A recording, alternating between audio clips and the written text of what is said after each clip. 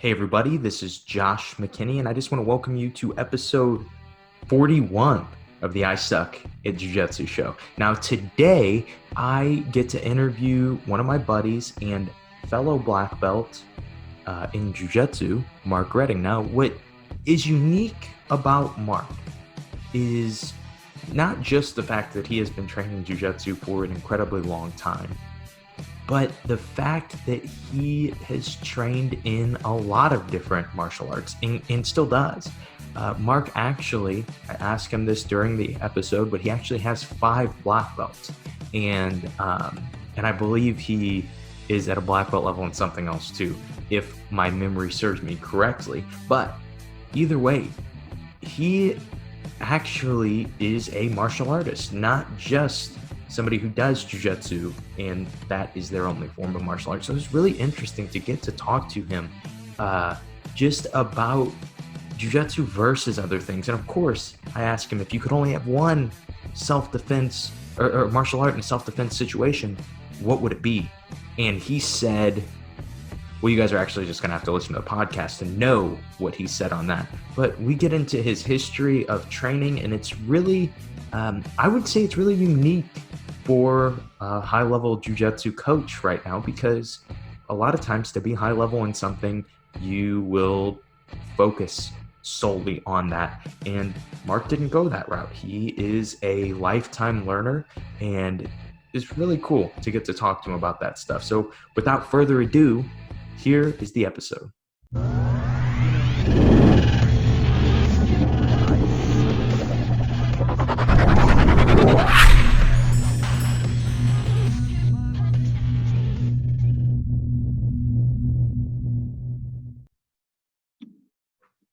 And we are recording. Mark, how are you doing, bud? Good. Thanks for inviting me out to do this podcast today. Of course, man. I was happy to get to sit down with you and to chat with you, because you and I mean, we've met a few times, but I feel like it's one of those relationships that I know more about you from, like, Kyle talking about you than actually getting to sit down and talk to you. So should be fun. Yeah, this is awesome. Super stoked for it. For sure. So just wanted to kind of get started, because I know you have a very unique start to, let's start with martial arts, because I know you started martial arts before you started training jiu-jitsu. What got you into martial arts, and what was your first martial art that you started training? So I was 13. And I didn't do any sports when I was in school. I just wasn't really into that. And then at the time, my dad was doing a karate. It's called Shorin-ryu Karate, and in our town in Denton. And anyway, I was running around with some wrong kids in junior high, and my dad, I got in a little bit of trouble. Nothing too crazy, but I got in a little bit of trouble. And he said, "You're going with me to this karate class." And I said, typical 13-year-old, I was like, "I'm not going to that." He goes, "Yeah, you are. You're going." So he loaded me up in the car, and he goes, "Okay, we're going over here." So we go to this karate class, and I go into it, and we do the class. And literally, when I walked out that door that night, I remember it like it was yesterday. I told him, I said, "I'm going to do this the rest of my life. Period." I knew it right then. And he was like, "Yeah, okay, whatever." And sure enough, man, that was my entry into it. And I just dove headfirst into it. And then I, went from there and started seeing all kinds of different seminars and things like that. And that was in 1991. So I was 13. And, kind of from that spot, I stayed there for about 5 years, and I ended up getting my black belt when I was 18 in Shorin-ryu Karate.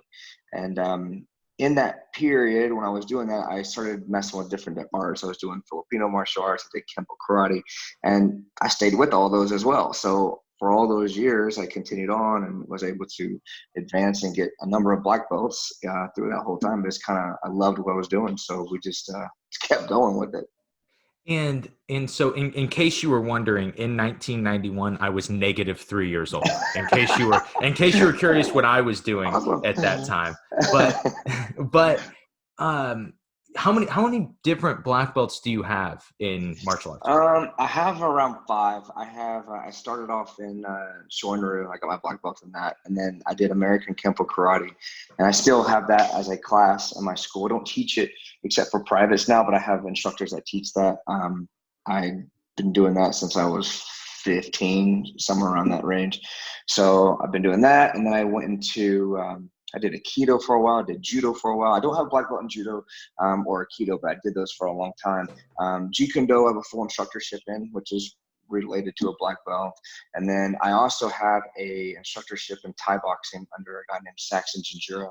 He's a huge name in the Thai boxing field, and he lives in Plano, Texas, which is probably about 45 minutes from me.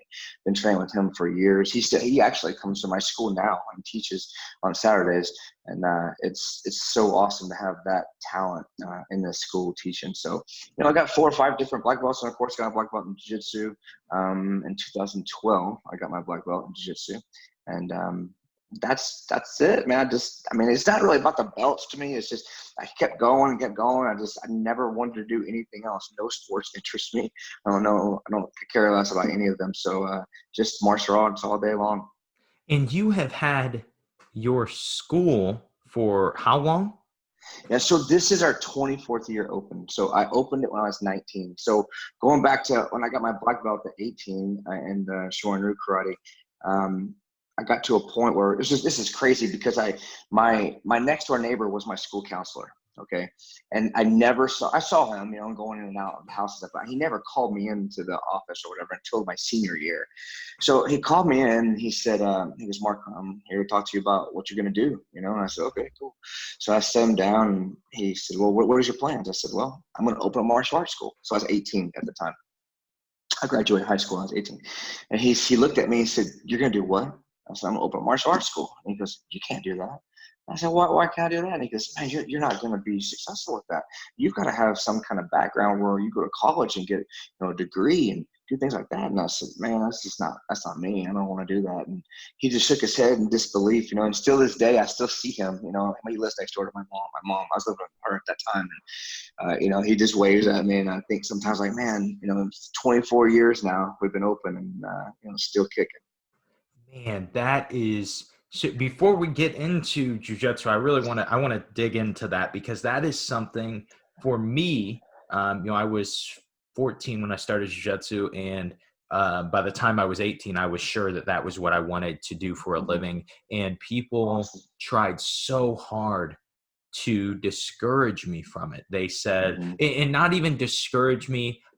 They would say, like, oh, well, you can't put all your eggs in that basket. You can't, you can't go into business without a business degree. And I got a lot of flack for that. And of course, I rub it in all those people's faces now. But as you should. Yes, of course. But was that something that you were getting from other people, like your parents, or it's funny. That's a twofold question, because my parents, my whole family's entrepreneurial. My dad has an advertising business.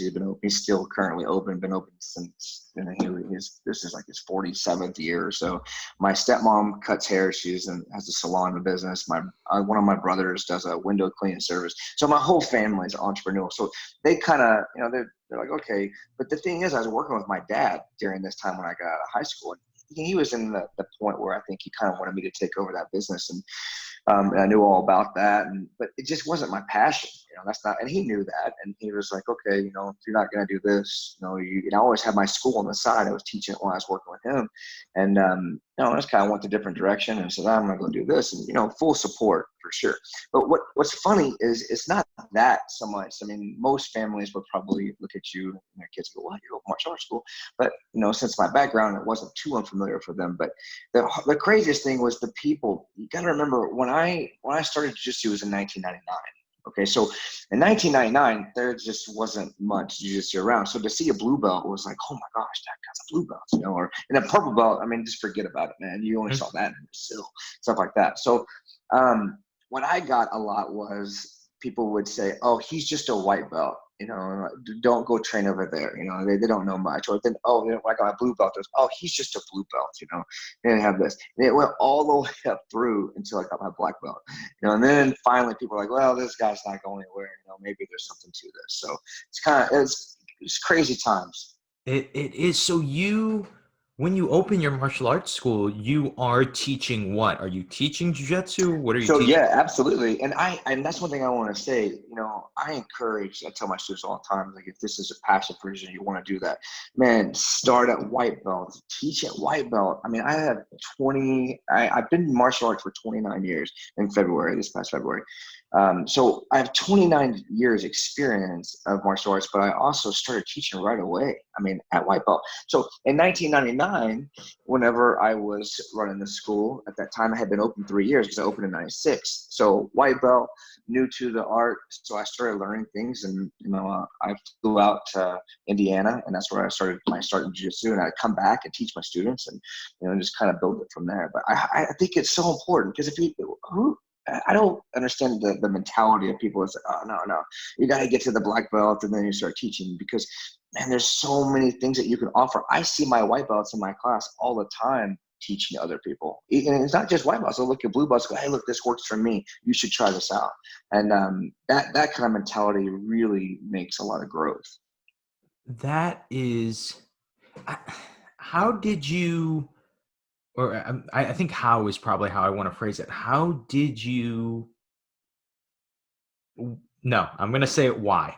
Why did you want to teach jiu-jitsu when you were already a black belt in karate? You already had a black belt in a stand-up martial art. You could have kept your business just a karate studio. Man, that's a good question, because I mean, the simple answer is that I just love to learn, man. I'm a person that I dive in and I just go and try to learn. I have no ego whatsoever about losing, about winning.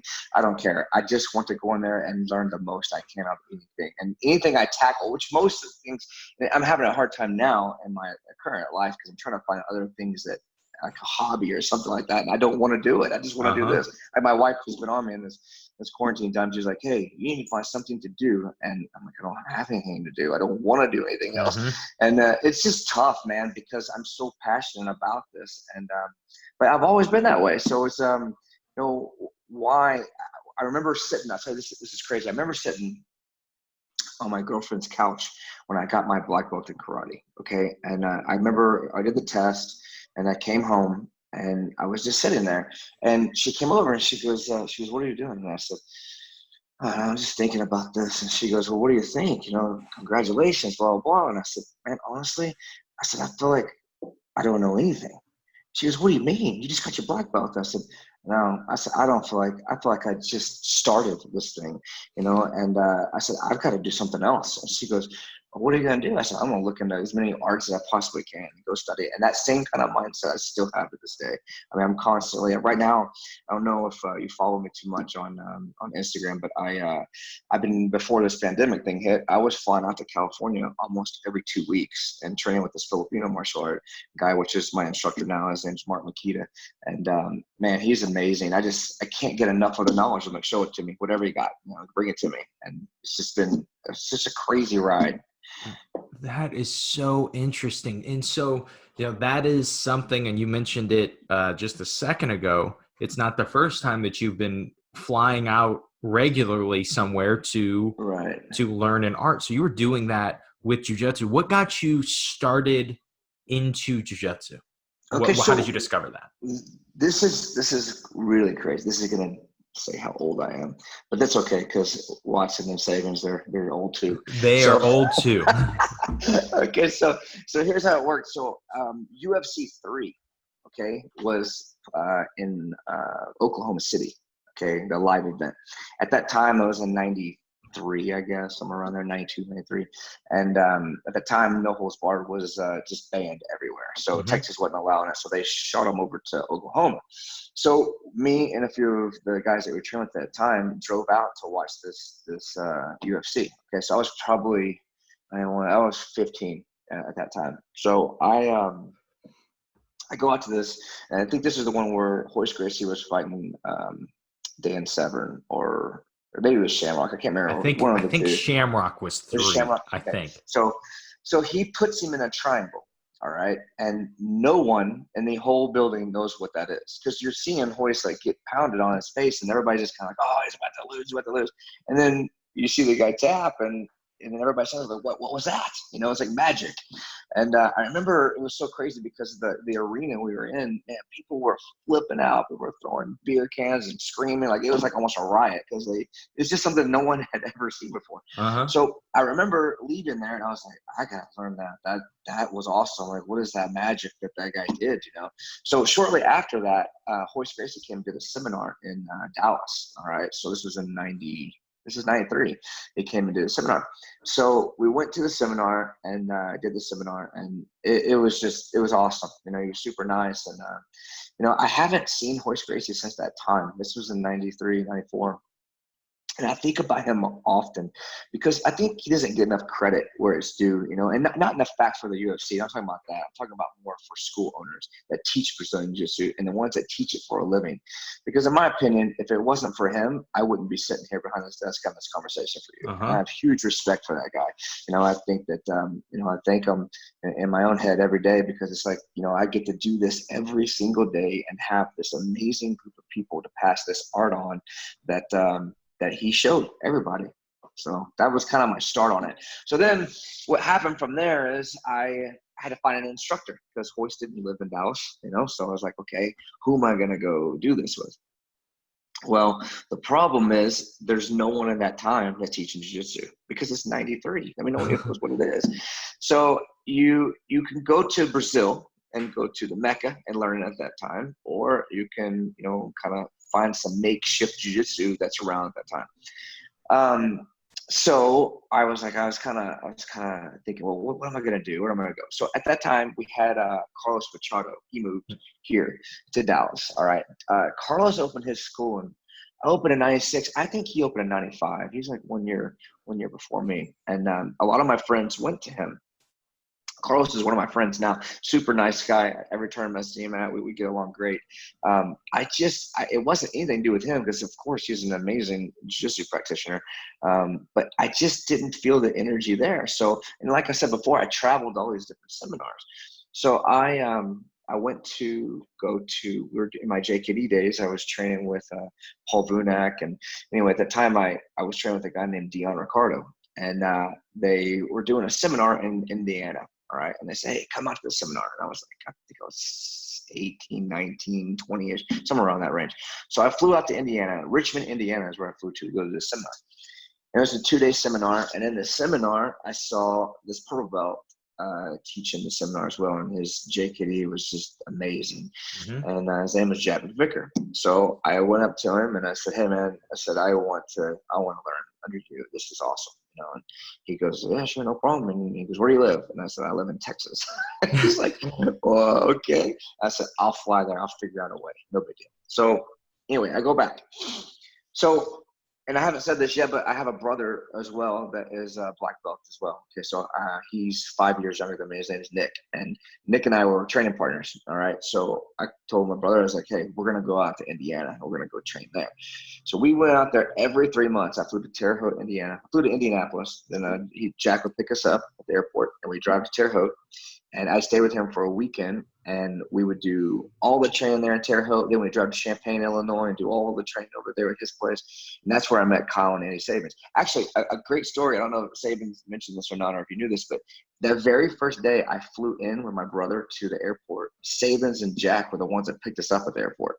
So I've known him that long. This has been over 20 years, And so he's been my training partner. I've been seeing him for all that time and training with him. It's been amazing. Anyway, I trained with Jack, and then Jack got me and my brother into flying across the world, man, doing jiu-jitsu tournaments. So we'd fly to Brazil, we'd fly to Portugal. I flew to Japan with him. I mean, we went all over the place fighting everywhere. And that was kind of, like I said, when you can see at the beginning of my story, I'm like, let's just dive in, give me more, teach me about this. So, I credit Jack a lot for some things, but one of the things that he helped me the most with is taught me how to travel, which I think to this day, a lot of my students, I try to help them with that, because I don't think that's something people talk about too much as school owners. They don't tell their students how to travel. It's a whole nother thing to it. You'd be surprised how many people that they, deer in headlight look getting out there in the airport, dealing with cars, especially when you're dealing with different countries. So that's something that I try to educate them on, and say, hey, this knowledge is there for you. If you want it, just let us know. That is, man, that's really, I think digging into that traveling, what tips do you have for somebody that maybe is interested in traveling for a martial art?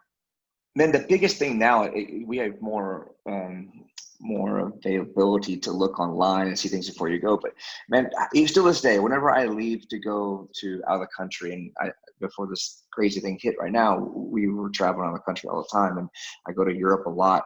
I do seminars over there, and I go over there and visit friends and train and all that stuff. So what I look to do is everything is super compact. I take one backpack. I don't take a bunch of stuff to carry. I always have my stuff on me. I have a little essential bag that has, your toothbrush or, all the things that you would need, if you were staying overnight somewhere. And then, of course, I have my gi, and then I have it all. The craziest thing is we roll everything up in this backpack. So it's all rolled up in really super tight so that you can pack more things in it. But it's important because you can take that, and you don't want to be worrying about a big travel bag while you're over there overseas. And, I've numerous times they've lost my bag somewhere before I did all this. I was like, man, I don't want to go through that again. So, just learning how to pack, learning things to look for, looking up the subways. Subways are huge. Knowing exactly, getting a card that was able to get you a pass to go through all different subways versus paying, each one. Same on, different places to eat. I have them all lined up, like, to look for.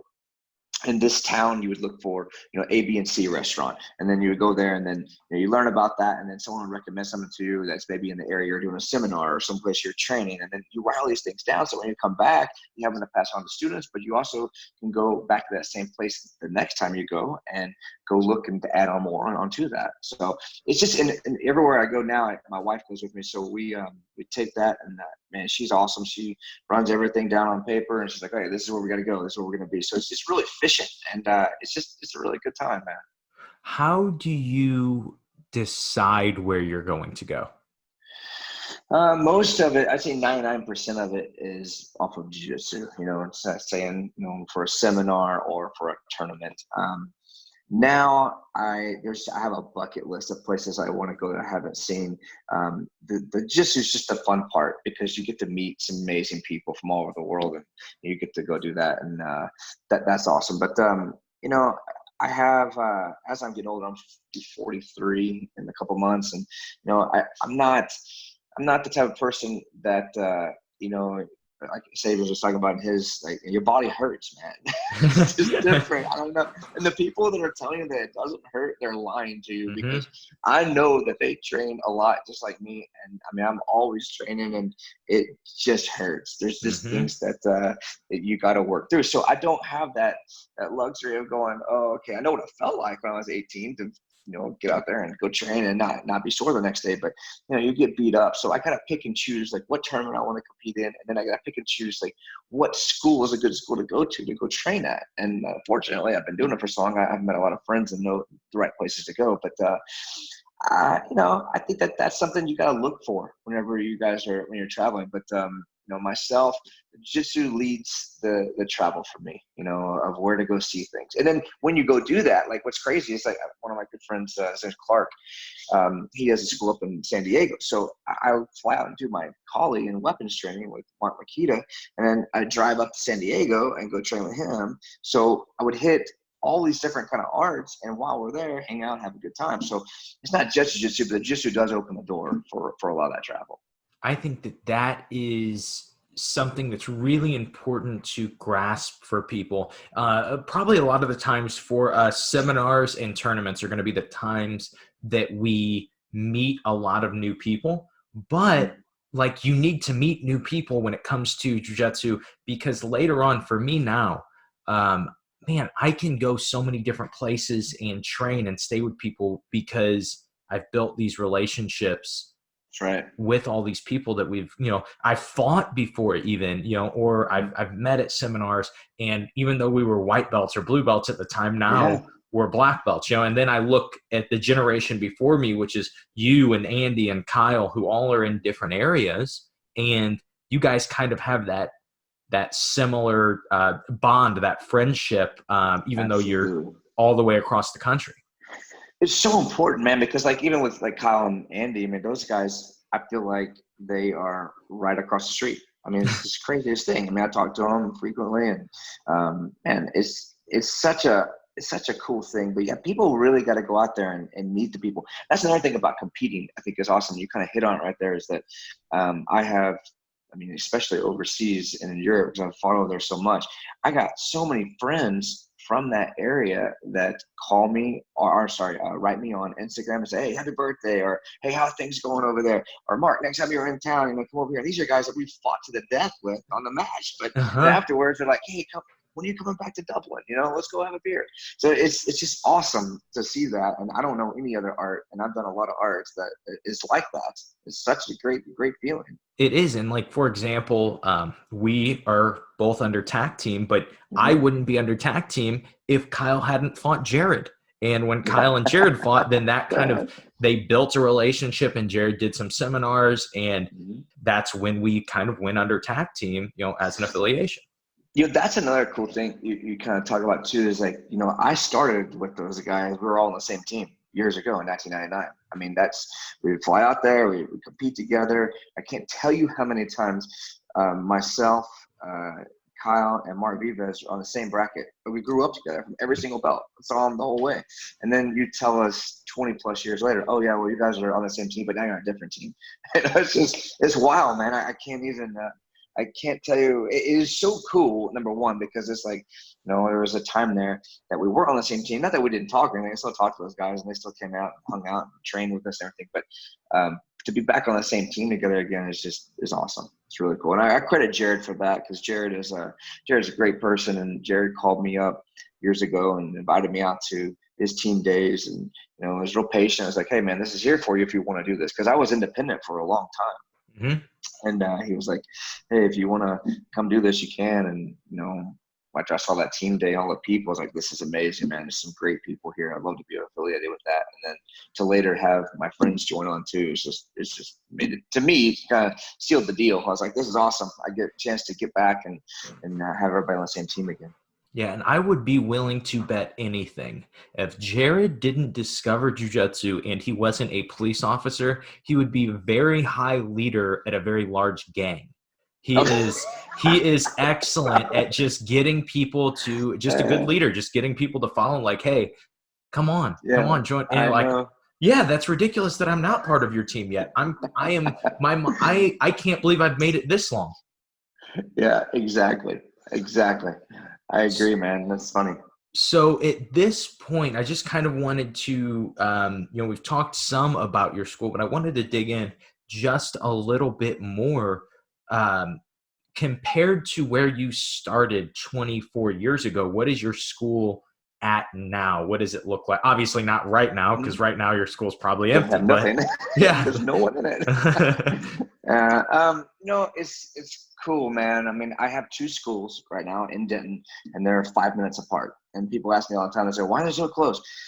The cool thing is I have, before all this crazy stuff happened, I would separate groups. So you'd have more advanced, intermediate group at one school, you have a beginning at the other, and then I have days where they all kind of go together and train too.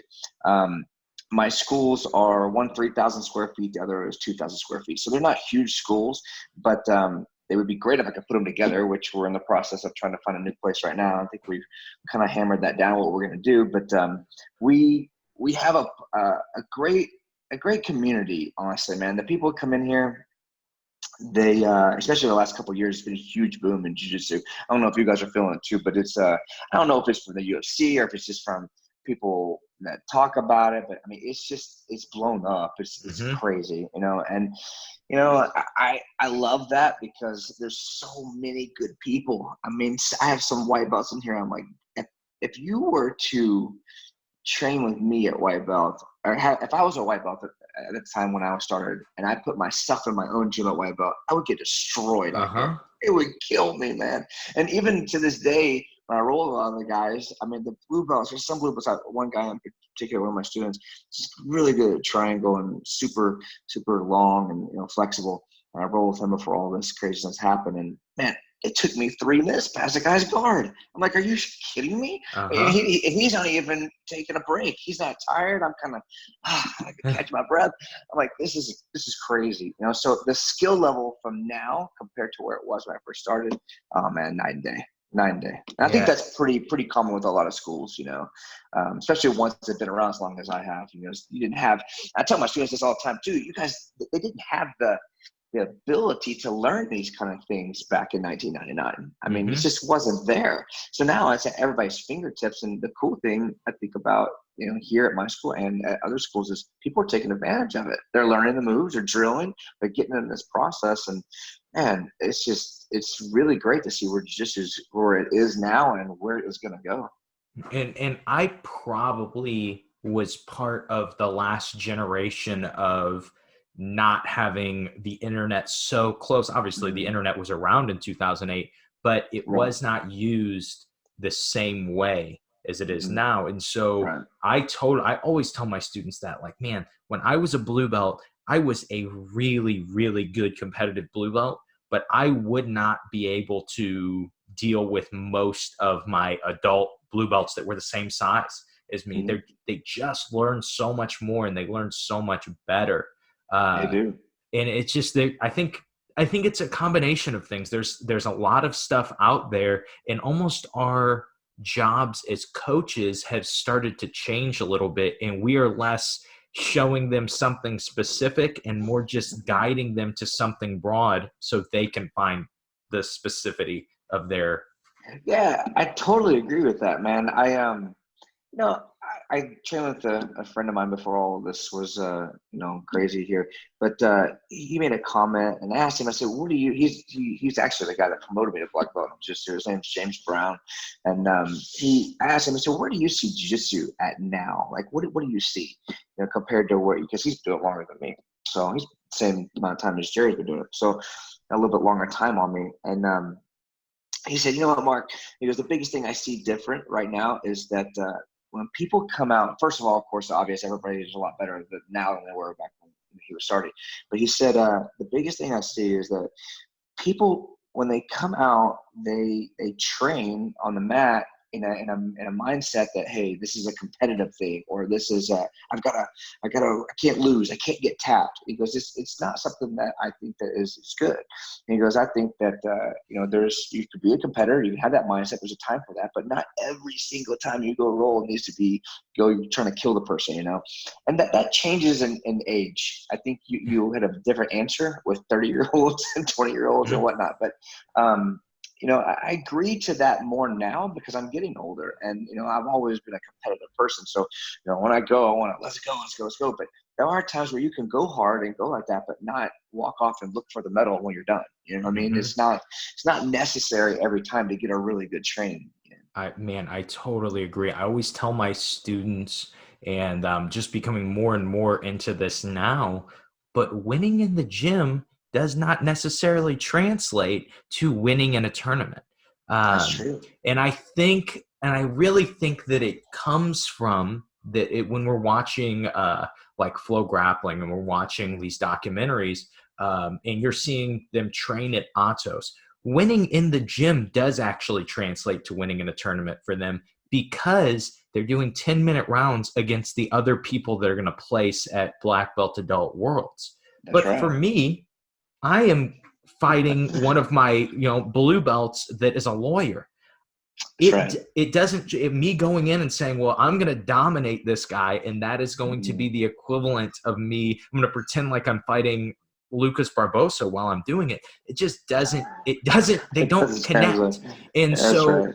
I think that whatever situation you're put in, you have to find different and more innovative ways to get better.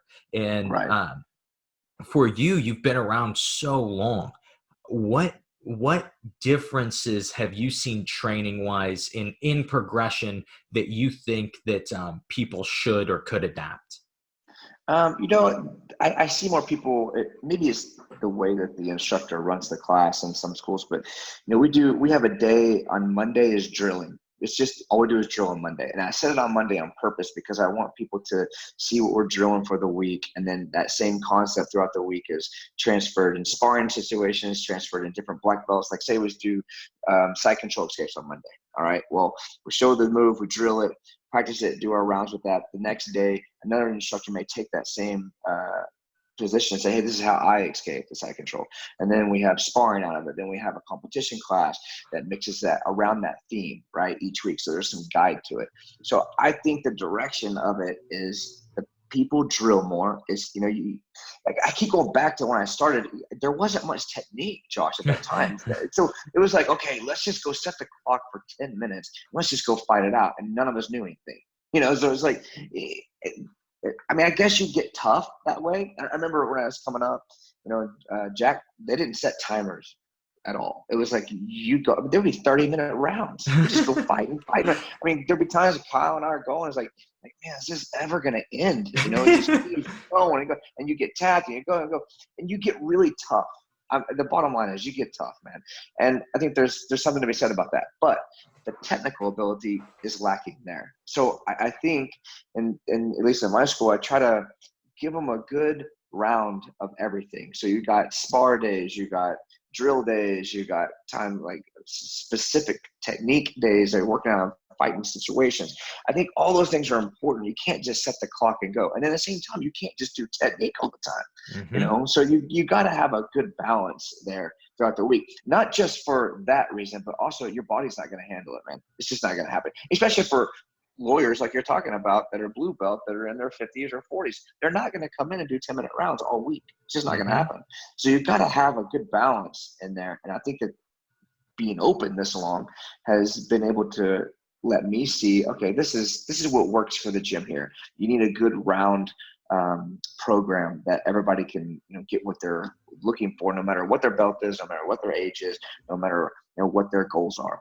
And that's, I think that you see that in some gyms, they train so hard. And I think people would probably say that we train hard at my gym, but I also have a lot of older guys that are able to manage it because we take care of those guys.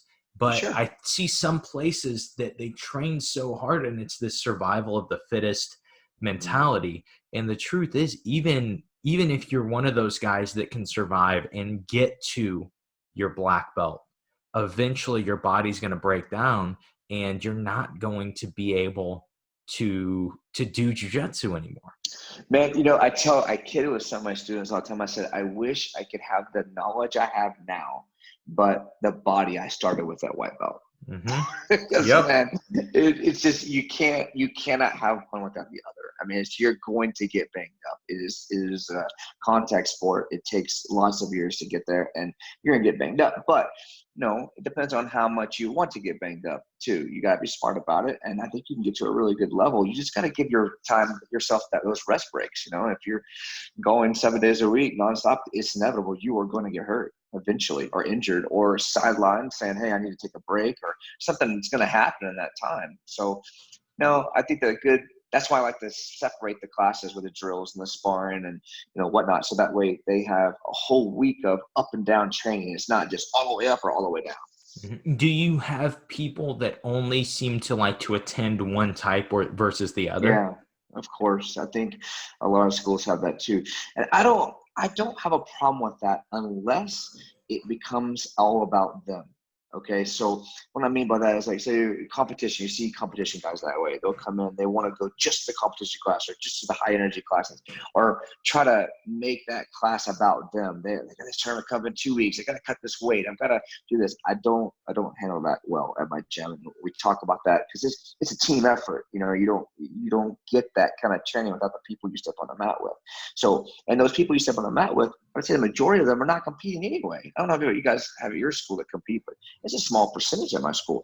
I have definitely hardcore competitors, but I have way more people that don't compete that train here. Mhm. And I think a lot of schools are that way.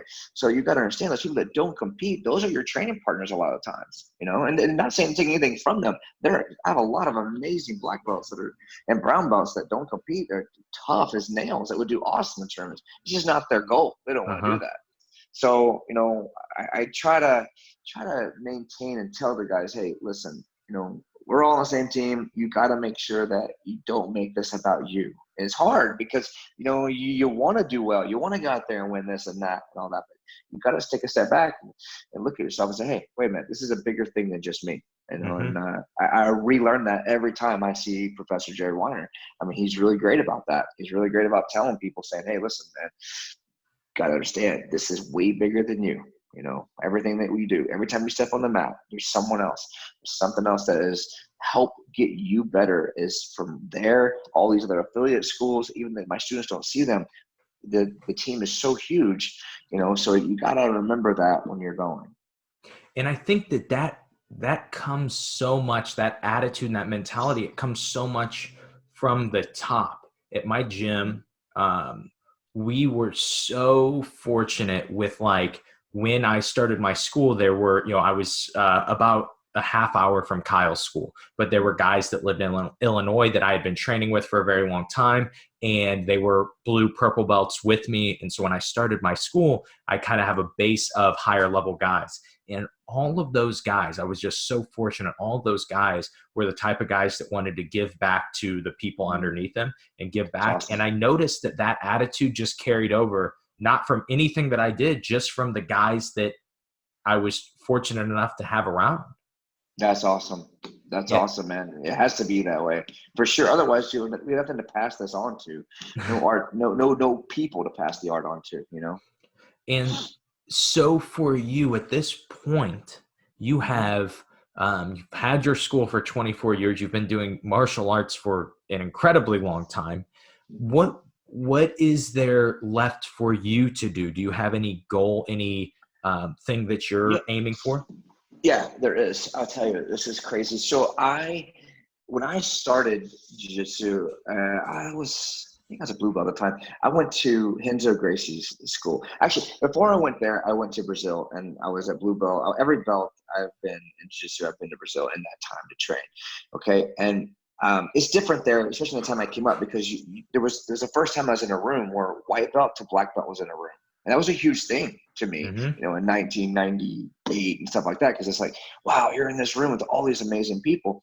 But then you come back home and you don't have that. So because you have to work your way up, you have to build this team, and just you take so long to go through the ranks. So now I've been open long enough. I have quite a few black belts. I have white belt to black belt in my own gym. And that was a milestone that I hit, years ago. I was like, this is so cool. Cause I went to Henzo's school and I was a blue belt, and he had everything from white belt to black belt at that time. And that was in the States. So I was like, man, this is so cool. I got to get to this point. So then I attained that at my gym. I have white belt to black belt here constantly, every single class, which is amazing.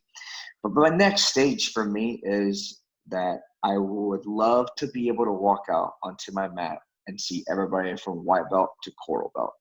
That to me would be amazing, because coral belts, these guys that stay with us all these years. I got some young black belts, and they'll get there for a lot of people will, but I know it takes a long time to get to that point. But I plan on being open, for a long time. And even if I pass away, I have plans to have the school continue on. So I hope there's a day that I can walk out and look and go, man, look, that 68-year-old guy over there is going with the 18-year-old black belt. Or that to me, it would just be like the complete circle. Like, just amazing. So I'm shooting for that. That's my next goal. I absolutely love that goal. That is a really good goal, man. So at this point in the podcast, we always like to play a game. Are you okay with playing a game? Yeah, let's do it. Okay. So the game is called Take It or Leave It. So Okay. the way we play the game is I'm going to make a statement, and if you take it, that means you agree with it. If you leave it, that means you disagree, and we'll Okay. discuss, why you Okay. feel that way. Okay. Okay. So Sounds I good. always like to start out with something that is particular to the area that the person I'm interviewing lives in. Okay. So Mhm. take it or leave it. Texas barbecue is the best barbecue. Oh, 100%. You're taking it? 100% taking it. Yeah, for Okay, sure. And okay. I love barbecue, and I've had it all over the place. So yeah, for sure. You're in Dallas, right? Or I'm in Denton, which is about 30 minutes from Dallas. okay, so you're in Denton. Where is the best place to get barbecue? There's a place called Juicy Pig, and it's like maybe 3 minutes from my school, and I go there all the time. Local business. I'm a huge local business supporter, so I go there all the time. Best barbecue, hands down. Best barbecue, hands down. I Hands down, like man. it. You You know got to what? come here. I'll I show you. I was gonna say I'll convince Kyle to Come on. me and him will come up when this thing's all over, and Let's do it. I'm in. I love Man, some good barbecue. it's awesome. You guys will have a great time. Okay, so next, take it or leave it. This is the staple of the podcast, the most important question you will be asked. Take it or leave it. Die Hard is a Christmas movie. Oh man. I'm gonna say leave it, man. I don't think it's a Christmas movie. No I know Christmas that. movie. No, I don't think so. I know a lot of people look at it that way, but I don't. I don't see it as a Christmas movie. What's your Am I the first reason? one that said that? What's your reason? No, I've probably had 4 or 5 people that have been on that have said that it isn't. Most everybody else says that it is, though. The reason I say that it's not is because, especially right now, I mean, we're at home a lot and might have 4 kids and they're watching TV all the time. And I've seen it on there. I mean, it's not Christmas time, so it's not something that plays here during the December time. Now, if we're talking about, Christmas time movies like the Christmas Vacation, that plays all the time for Christmas, for my kids. They see that, but not Die Hard. No way. Okay. That's it. Christmas Vacation is probably one of my favorite Christmas movies. Yeah, it's awesome. Yeah, that is a good one. All right, so this is this take it or leave it is looking at the fact that you've done so many different martial arts. Okay, so take it or leave it. If you can only train one martial art, BJJ is the best for self-defense. Take it or leave it.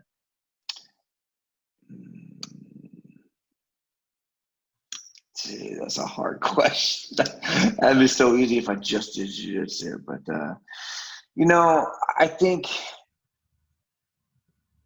I'm gonna say take it. If I had to choose just one, and I could only share it with somebody to give them at any age, I'd say jiu-jitsu. Is there a close second? Yeah, I do. I feel like Kali. Really? Yeah, I do. I think it's overlooked for sure. There's so many concepts that are just parallel with jiu-jitsu. You blow people's mind. I mean, it's exactly the same mindset on a lot of things. So yeah, I would definitely put Kali in there. That is super interesting. I think it's really interesting because most people don't have other martial arts experience. So they would always say, yeah, of course, jiu-jitsu, but that's all they've ever trained.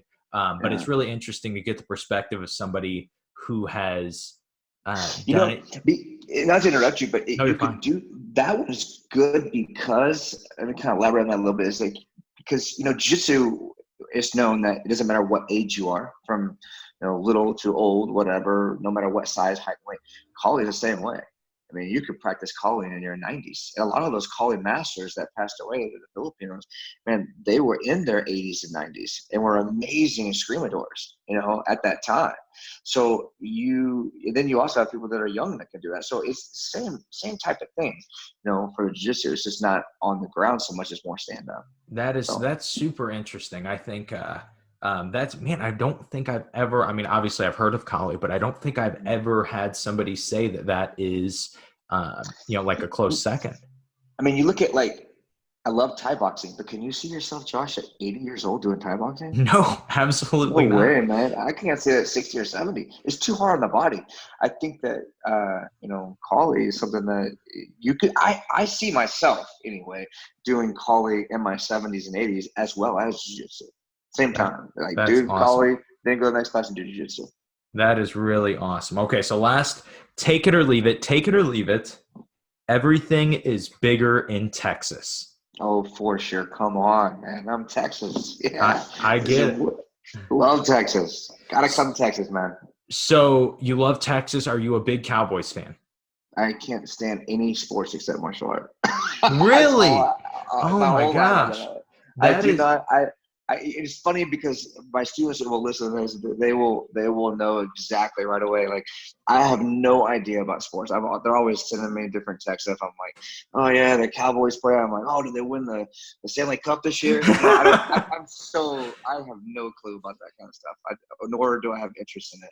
I think it's great, for people that like that. But I'm 100% martial arts, man. all Always right. have been. All right. I love it. Okay. So this is always our finisher. This is always the Okay. last question. So it's a scenario. So the scenario is I am at a Mark Redding Jiu-Jitsu seminar. I am a blue belt. And during question and answer, I raise my hand and I say, Mark, how do I suck less at Jiu-Jitsu? Um. uh, well, you're gonna suck. That's just you brace to suck. Number one. Mm-hmm. But my biggest thing is ask questions and ask questions all the time. Even if you feel like they're stupid questions, because what I can't stand is going to a seminar. Even when I've visited famous people doing seminars, they ask any questions and people just sit there, don't say anything. I'll give an example. Clark Gracie was here at my gym back in March, okay? And at the end, he's been here a few times. And at the end, he's like, okay, any questions? People are kind of starstruck. And I'm like, how are you not asking questions? Ask the Yeah. question. And then finally it starts, and then it starts going. But don't be afraid to ask, especially with someone that's famous in the jiu-jitsu or whatever, because, you will be surprised how people won't ask. It'll be the same question. And it'll cut off a lot of time in your training to be to that high level. Mm-hmm. And yeah, and you would be surprised with even when people are relevant in jiu-jitsu, even when they're big names, how excited they are that somebody asks a Yeah, question. absolutely. Yeah. It's a weird thing of like sharing jiu-jitsu Mhm. is obviously I look at it for me as a black belt, it's something I love to do when somebody asks me a question, but for some reason even in my mind when somebody is a bigger name in jiu-jitsu and you ask that a question to them, you're like, well, they're going to think this is stupid, I shouldn't even ask. Yeah. And one more thing on that I will add to that I think is really important is I think no matter what your skill level is, white belt, blue belt, whatever, I think you should get in the habit of troubleshooting, problem solving. Problem solving is huge, man. And just, it was funny because when Clark was here, I was rolling with him and he did this one little thing where he left his back open. Okay, so of course, when a black belt at that level leaves your back open, you know that something's up. But you get so excited, you're like, I'm going for the back. So I jump up in the back right away, and he takes his foot and he just places it. He hooks it inside my leg, and I thought that was pretty subtle. And then I keep going up. I can't go up anymore. I'm stuck. So anyway, we finished the round, and I said, hey man, I got a question for you. And he goes, what's that? And I said, you put your hook just a foot, like right around for the back. And I said, how did you learn that? That's not like a technique. That's pretty awesome. I've never seen that before. And he goes, Mark, I was just troubleshooting, man. I've learned, play with it. I was like, oh, okay, it just happened a couple of times. Let's study it. His big word is like, let's study this position. And I think that's what a blue belt should do. Everybody, study your positions. Something happens, stop, talk about it, drill it, go back over those positions over and over again. What do you feel like is I guess because I think the thing that I started to notice as I got better at jiu-jitsu, and when I say better, I mean like this at like late brown belt and early black belt, is I feel like I finally started asking the right questions. Do you have any Right. tips for people on asking the right questions? No, I don't think that there's any wrong question. I know some people kind of, it's hard because you get a higher level person that may seem like a pretty relevant question. I mean, of course, that's what you do, but you kind of understand, man. That blue belt question you asked me is like, you're still a beginner. You don't know too much of what's going on. You have an idea, but it's funny because when you're blue belt, you don't think that way. You think, oh man, I know a lot now. I've got blue Uh-huh. belt. I'm a killer. But I think I I guess the way I answer this is this: don't ask questions that you see famous people do. Don't ask that. Don't go in and go, oh man, I see Keenan Cornelius. He's doing this move right here. I won't be able to do it. How can I do that? Don't ask that question. Ask that question that you feel comfortable with in your game, things that you were doing. Say maybe you're having a problem with your triangle setup because you like triangles, you have long legs. Ask those kind of questions. Don't ask questions that you see someone famous and you say, oh man, I want to be able to play that kind of a game. Because man, you're never going to be able to be that person ever. I mean, I'm never going to be Mark Vives. He's awesome. He's a fantastic competitor. I'm never going to be a Jared Weiner ever. But I'm going to be Mark Redding, and I can have moves that fit in my game. So maybe something that at blue belt level, this is when I was at blue belt, my big thing was butterfly guard. That was all I did. I love butterfly guard. So I would ask questions rotating around that position. Hey, how do you hold it? How do you escape it? What do you do here? And then that really gets you to the next level. Does it make sense? That makes perfect sense. Yes. So you're almost becoming a black belt and asking questions as you are becoming a black belt. Absolutely. That's why you have to teach, in my opinion, from white belt all the way up. I really like that. Mark, thank you for being on. Is there anything you want to say to finish? Man, just thanks for the opportunity to do this. I know my students will enjoy it. I don't know if it's something that everybody will like, but I appreciate the opportunity. It's always great just to talk about jiu-jitsu and talk about the martial arts. And if you're ever in Texas, you guys got to come here, man. Kyle's been here numerous times. I won't let him come again without bringing you. Awesome, man. I will. I promise I'll come the next time that he is there. Awesome. You mentioned your Instagram. What is your Instagram handle if somebody wants to follow you? It's RMA Jiu-Jitsu. So just at RMA Jiu-Jitsu, go on there and follow us, please. That'd be awesome. And I have a Facebook page. I don't maintain it. It's just Redding Martial Arts. But most of my content that I posted on Instagram anyway. All right. Thank you so much for being on the show, man. Man, thank you, brother. I appreciate it. For sure. And that is the episode. I hope you guys enjoyed it. I hope you guys enjoyed getting that different, unique perspective of somebody who isn't just a jiu-jitsu black belt. I know I really enjoyed it, and Mark's obviously just a really fun, cool guy too. So getting to talk to him in general is fun, but just getting to talk to him specifically about martial arts, I think is really cool and really fun. But just for your guys' information, just so you guys know, in case you were wondering, yes, my knee cut instructional is still out. The knee cut roadmap on BJJ Fanatics. I know you guys, you're just like, oh my gosh, I was just so curious. I was going to buy it. I was saving up. Today's payday, and I want to buy this knee cut roadmap. It actually is. I just made that up that today was payday, but I guess today is the first. So for some people, it is payday. But back to what I was saying. You guys should check out at bjjfanatics.com, type in knee cut roadmap, and check out my latest instructional. And that is all I have for you guys today. I hope everybody has a great rest of their day. I hope you guys will join me tomorrow for Suck Less Saturday. And I hope that you guys suck just a little bit less at jiu-jitsu.